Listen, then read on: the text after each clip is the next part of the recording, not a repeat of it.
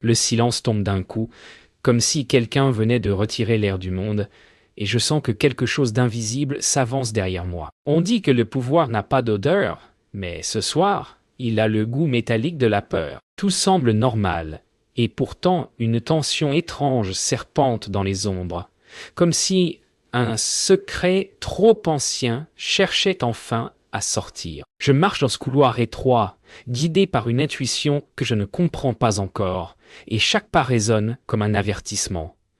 Pourquoi ai-je accepté cette invitation? Je devine que quelqu'un, quelque part, attend que je découvre une vérité qu'on aurait préféré me cacher.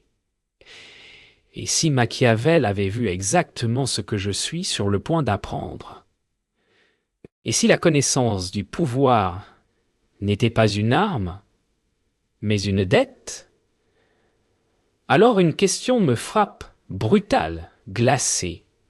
Si la vérité te donnait le pouvoir, serais-tu prêt à payer ce qu'elle exige? Je m'efforce de calmer mon esprit, mais une sensation étrange persiste, comme si tout ce que j'avais cru comprendre du pouvoir venait de se fissurer. Ce n'est plus seulement une lutte pour influencer ou convaincre, c'est une force qui façonne les êtres de l'intérieur, les rendant méconnaissables à eux-mêmes. J'observe les signes, les gestes trop mesurés, les silences trop lourds, et je comprends que je suis entré dans un terrain où chaque mot peut devenir une arme. Ce que Machiavel écrivait semblait abstrait, presque lointain, mais ici, entre ces murs, c'est une vérité brûlante. Le pouvoir n'est jamais neutre. Il transforme, et je me demande si je suis prêt à découvrir ce qu'il pourrait transformer en moi. Le dossier devant moi semble anodin, presque banal, mais quelque chose m'empêche de l'ouvrir. Je sens que la première page pourrait changer le cours de ma compréhension, peut-être même ma loyauté. Chaque pouvoir repose sur un récit, et j'ai l'impression que celui-ci s'apprête à me révéler sa version la plus sombre. Dario me regarde sans un mot, comme s'il voulait vérifier si je franchirais cette frontière volontairement. Je tente de respirer, de rester lucide. Mais mon esprit dérive vers une pensée insistante. Est-ce vraiment moi qui choisis? Ou suis-je déjà entraîné dans une logique qui me dépasse? Peut-être que Machiavel n'essayait pas d'enseigner comment gouverner, mais comment survivre à ceux qui gouvernent. La pièce semble rétrécir à mesure que je tourne les premières pages. Des noms, des décisions, des traces de manipulation habilement dissimulées, tout cela compose un tableau inquiétant. Je sens le poids d'une vérité que personne ne devrait porter seul. Le pouvoir est un jeu d'équilibre fragile. Et je comprends qu'à force de vouloir orienter le monde, certains ont perdu la capacité de se regarder en face. Peut-être qu'ils ne distinguent plus la frontière entre la nécessité et la cruauté. En lisant, je me demande combien de vies peuvent être pliées par une seule main sûre d'elle-même. Et si je refermais tout maintenant, pourrais-je encore prétendre ignorer ce que j'ai vu? Un frisson me parcourt lorsque je tombe sur une annotation écrite à la main, brève mais lourde de sens. Ce n'est plus seulement un document administratif, c'est la trace d'une volonté prête à tout. Je ressens une étrange dualité, un mélange d'admiration pour cette clairvoyance brutale et de dégoût pour ce qu'elle implique. Dario ne dit rien, mais je comprends à son regard qu'il attend mon jugement, peut-être même ma décision. Le pouvoir, je le réalise, ne révèle pas qui nous sommes. Il amplifie ce que nous cachons. Et soudain, une question me traverse. Si je deviens dépositaire de ce secret, cela fera-t-il de moi un acteur ou une cible? Je quitte la pièce avec la sensation étrange que les murs continuent de m'observer. Chaque pas que je fais résonne comme un écho de ce que je viens de comprendre. Le pouvoir n'est pas un sommet, mais un labyrinthe. Plus je m'y enfonce, plus je sens les contours invisibles se resserrer autour de moi. Les instructions, les chaînes de décision, les compromis silencieux, tout semble tissé d'une logique froide, presque mécanique.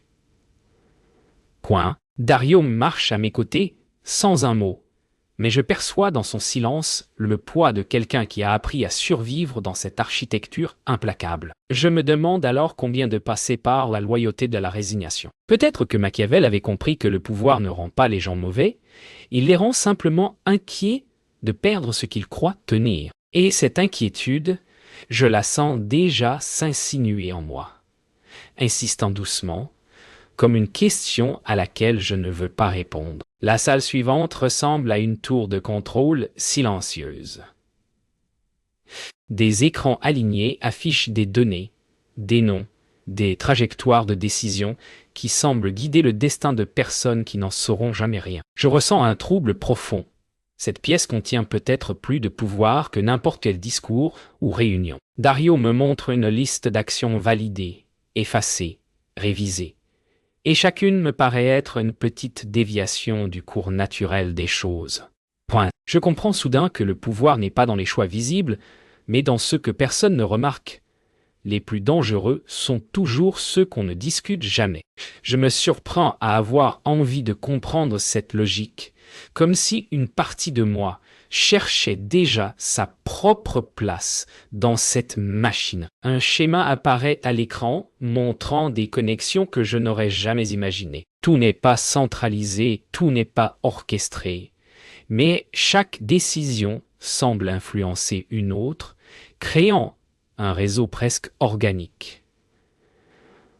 Dario me dit enfin que tout pouvoir est un écosystème, et que ceux qui s'y aventurent sans comprendre ces circulations se retrouvent écrasés par les événements qu'ils pensaient diriger. Je sens une forme de vertige, comme si je venais de percevoir un mouvement sous la surface du réel. Peut-être que la vraie maîtrise n'est pas de contrôler ce qui se passe, mais de comprendre pourquoi cela se produit.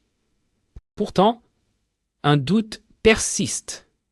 Ceux qui comprennent trop tôt deviennent-ils un avantage ou une menace ?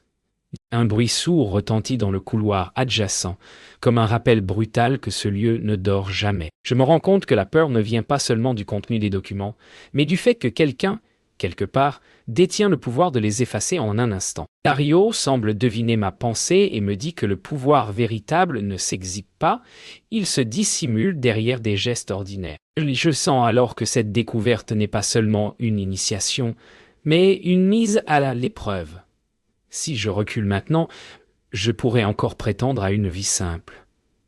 Mais si je continue, quelque chose en moi devra accepter l'idée que certaines vérités ne se portent qu'au prix d'une solitude grandissante. Lorsque je reprends ma marche, je sens que quelque chose en moi a basculé.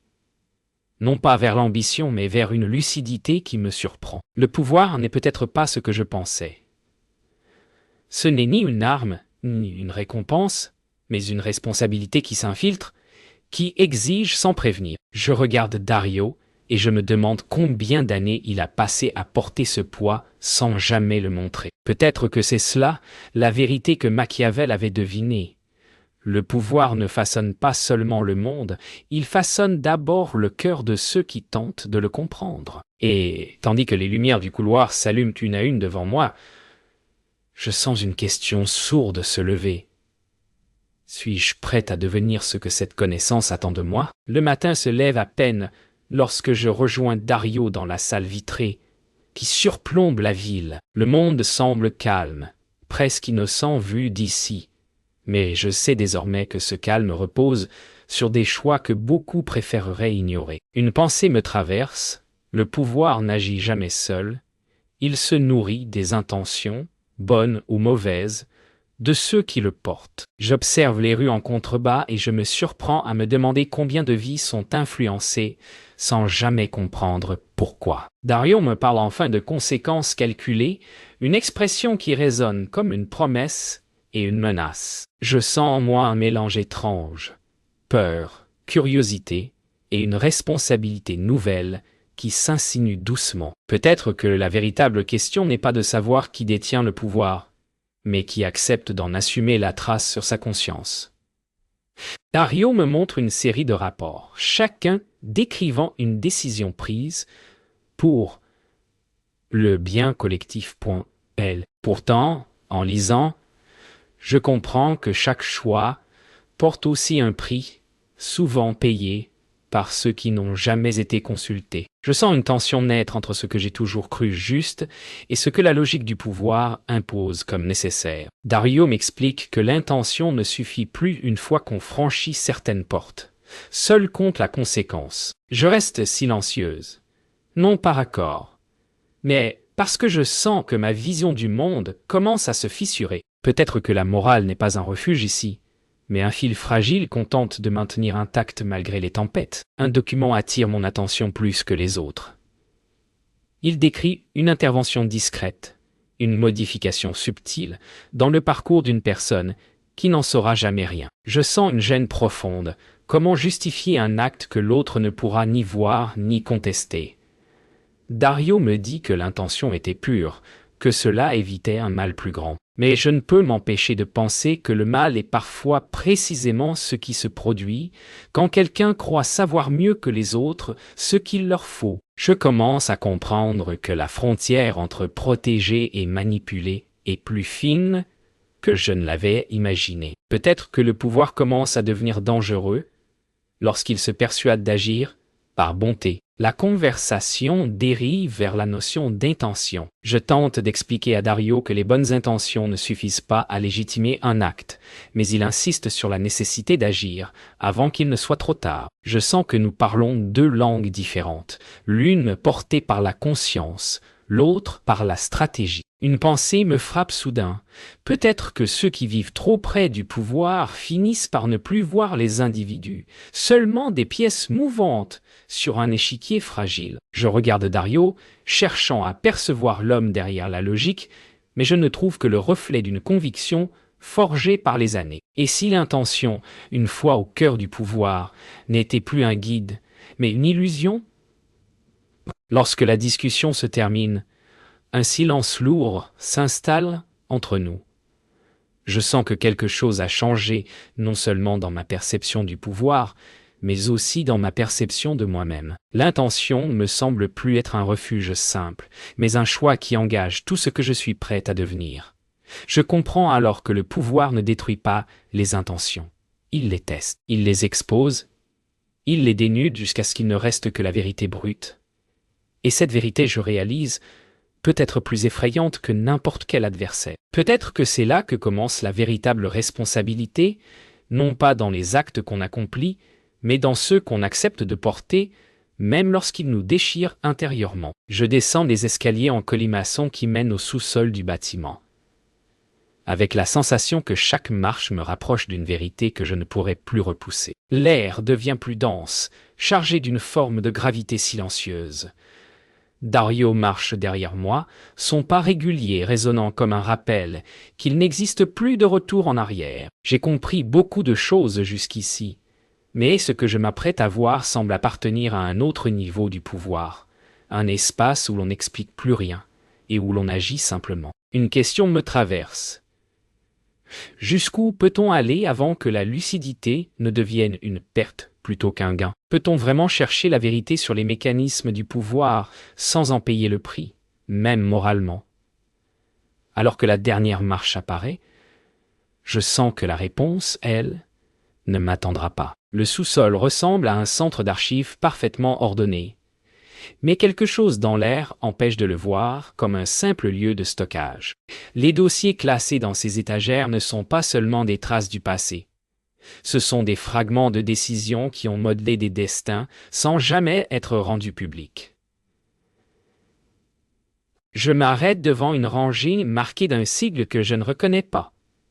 Dario m'indique que ces dossiers contiennent des études d'impact réalisées avant des actions jamais officiellement assumées. Je sens une tension monter dans ma poitrine.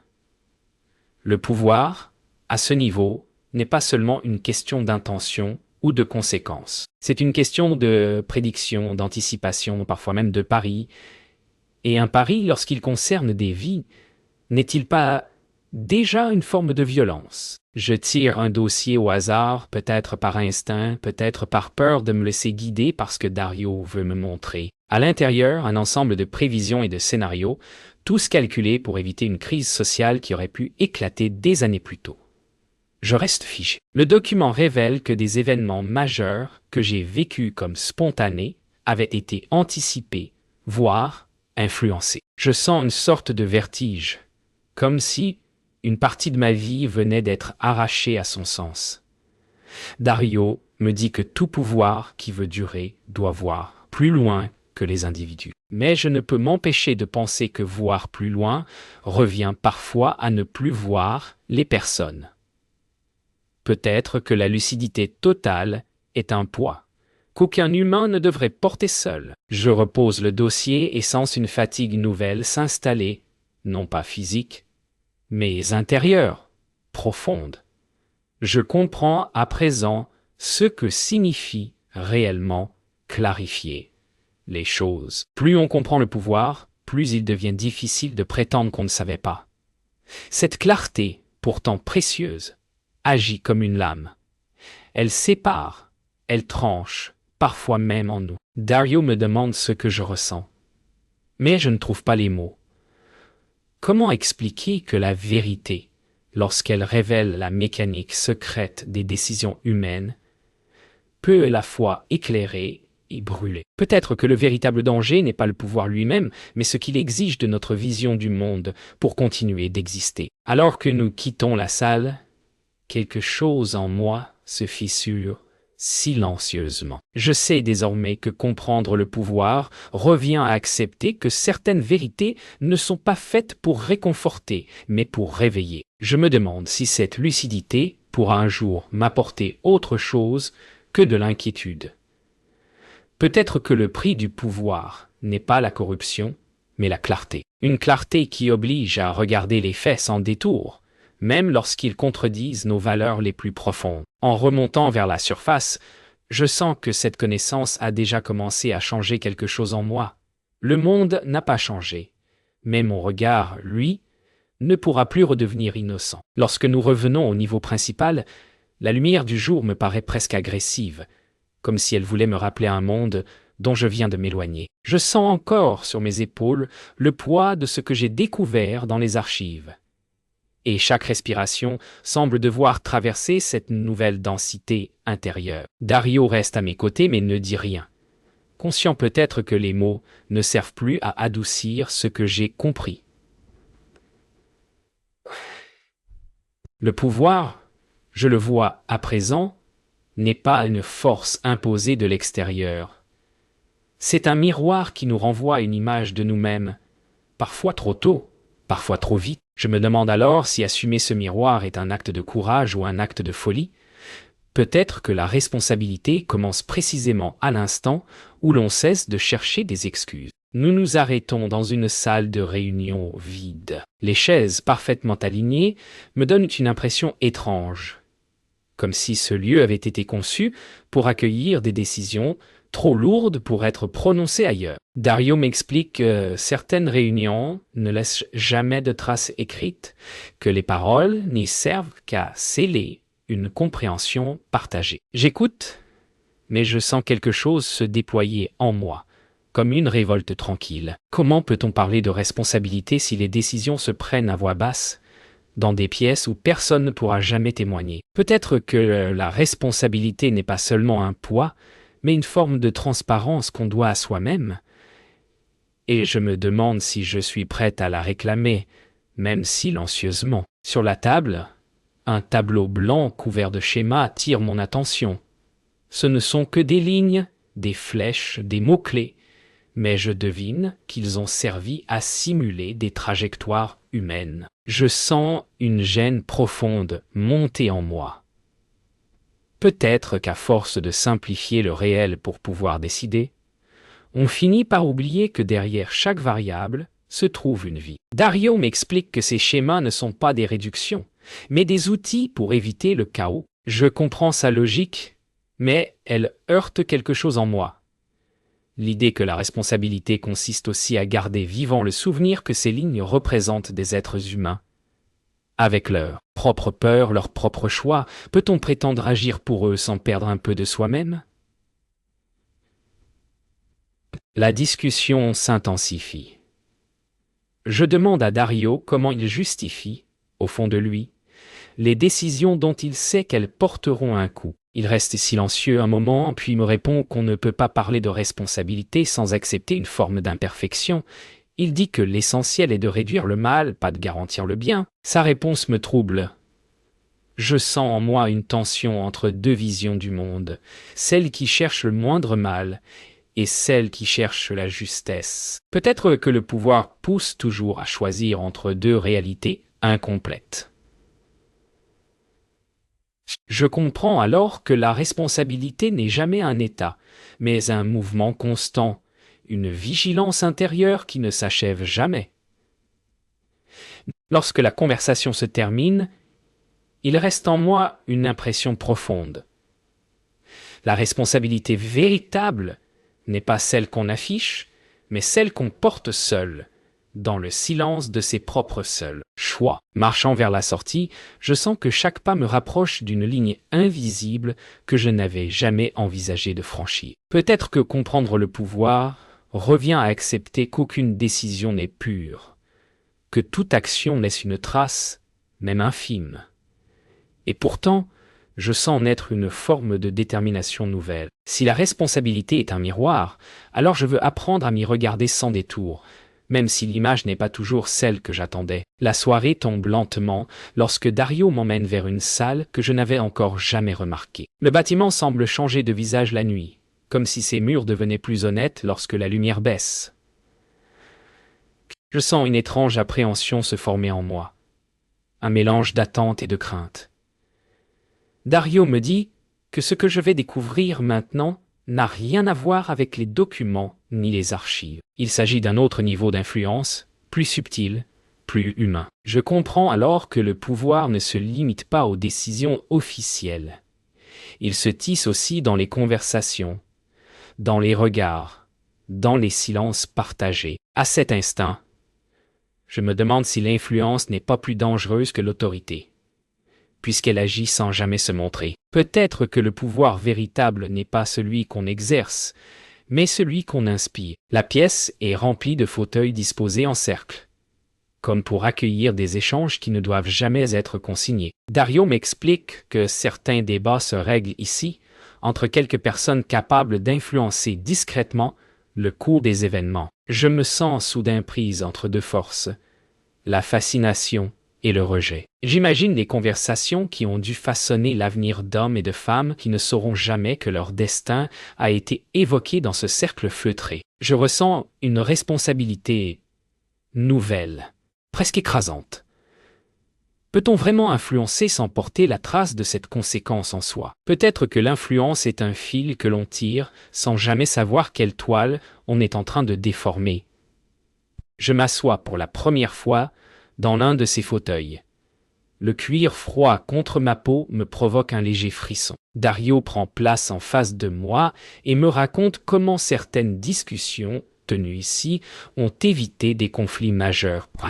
Pourtant, en l'écoutant, je ne peux m'empêcher de remarquer que chaque décision semblait aussi laisser derrière elle une forme de perte, invisible, mais réelle. Je comprends alors quelque chose d'essentiel. L'influence ne se mesure pas seulement à ce qu'elle accomplit, mais aussi à ce qu'elle empêche. Et parfois, ce que l'on empêche laisse une marque plus profonde que ce que l'on réalise. Peut-être que le pouvoir véritable ne réside pas dans l'action, mais dans la retenue. Dario me pose une question simple.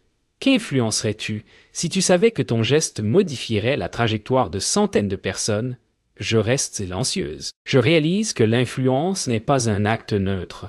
Elle porte en elle la possibilité du bien, mais aussi celle du regret. Je sens une responsabilité nouvelle se déposer en moi, fragile et puissante à la fois. Peut-être que le véritable danger n'est pas d'influencer, mais de croire qu'on peut le faire sans en être transformé. Je comprends que chaque décision, même silencieuse, nous engage dans une direction que nous ne pourrons plus renier. Et je sens pour la première fois que l'influence est moins un privilège qu'une épreuve intérieure. Lorsque nous quittons la salle circulaire, un sentiment étrange m'envahit. Une forme d'humilité nouvelle, mêlée à une inquiétude, que je n'arrive pas à dissiper. Je comprends maintenant que l'influence n'est pas un outil, mais un miroir encore plus impitoyable que le pouvoir. Il révèle nos motivations les plus secrètes, celles qu'on aurait préféré garder cachées même à soi-même. Chaque pas dans le couloir me semble chargé d'une gravité discrète. Peut-être que personne ne peut influencer sans être influencé à son tour, et que c'est là, dans ce va-et-vient constant, que naît la part la plus humaine du pouvoir. En avançant, je sens que quelque chose se prépare, comme si une nouvelle étape m'attendait déjà, prête à tester ce que j'ai vraiment compris. La nuit est tombée depuis longtemps lorsque Dario m'appelle dans le dernier bureau du couloir. L'air y est plus froid, comme si la pièce elle-même retenait son souffle. Je sens immédiatement que quelque chose a changé. Ce n'est plus un moment d'apprentissage, mais un moment de choix. Dario me parle d'une situation en cours, une décision urgente que personne d'autre ne peut prendre sans déclencher une série de réactions incontrôlables. Je l'écoute, le cœur serré, tandis qu'il décrit les conséquences possibles. Je comprends alors que tout ce que j'ai appris n'était qu'une préparation à cet instant précis. Le pouvoir, l'influence, la responsabilité, tout converge vers cette décision silencieuse. Je me sens à la fois minuscule et immense. Peut-être que le destin n'est rien d'autre que la somme des choix qu'on accepte de porter. Et ce soir, je dois décider quel poids je suis prête à accepter sur ma conscience. Dario me présente les deux chemins possibles. Aucun n'est parfait, aucun n'est entièrement juste. L'un implique d'intervenir directement au risque de provoquer une réaction en chaîne. L'autre consiste à ne rien faire, laissant les événements suivre leur cours, mais en acceptant les dommages invisibles que cette inaction causera. Je sens un vertige m'envahir. Tout ce que j'avais cru savoir sur la morale semble soudain insuffisant. Le pouvoir ne demande pas de choisir entre le bien et le mal, mais entre deux inévitables compromis. Dario me regarde sans pression, juste avec cette fatigue discrète que je reconnais maintenant chez ceux qui portent le poids des décisions. Peut-être que personne n'est jamais prêt. Peut-être que la préparation n'est qu'une illusion.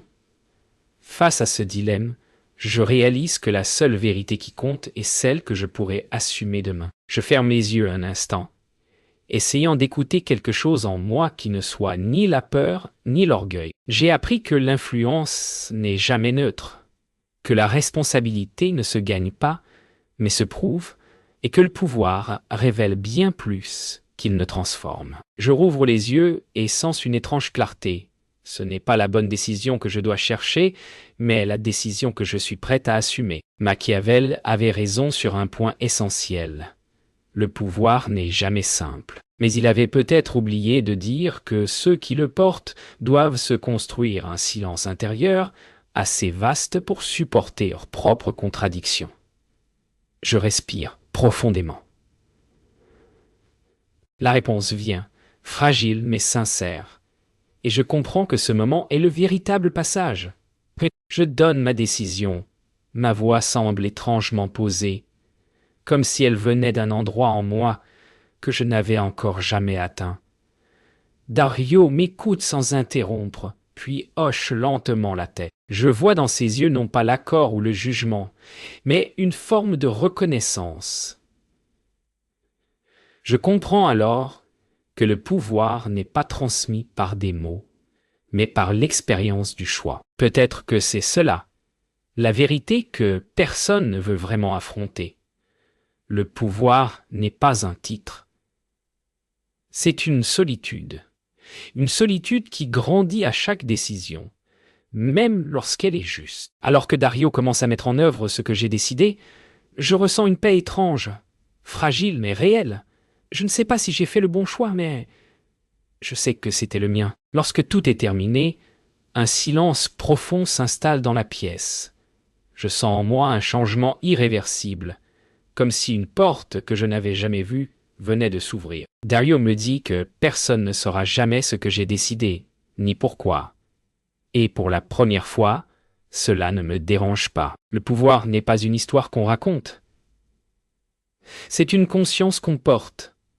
En quittant le bâtiment, je marche lentement, ressentant une fatigue douce, presque lumineuse. Peut-être que le vrai danger n'était pas d'apprendre ce que Machiavel savait, mais de comprendre ce que cela implique pour soi-même. Je lève les yeux vers le ciel noir. Et une question me traverse, tranquille et implacable. Si chaque décision dessine une part de ton destin,